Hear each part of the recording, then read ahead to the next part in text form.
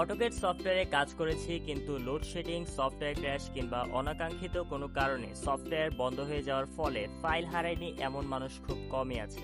তাই আজকে আমরা জানবো অটোক্যাডের একটি লাইফ সেভিং সেটিং সম্পর্কে। এই সেটিংটি চালু থাকলে আমাদের ফাইলগুলো একটি নির্দিষ্ট সময় পর পর অটো ব্যাকআপ নেবে।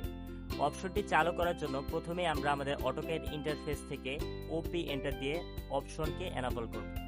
অপশনে যাওয়ার পর কারেন্ট প্রোফাইল থেকে আমরা ওপেন অ্যান্ড সেভে চলে যাব এবং নিচে ফাইল সেফটি প্রিকশন থেকে অটোমেটিক সেভ অপশনটাকে এনাবল করে দেব।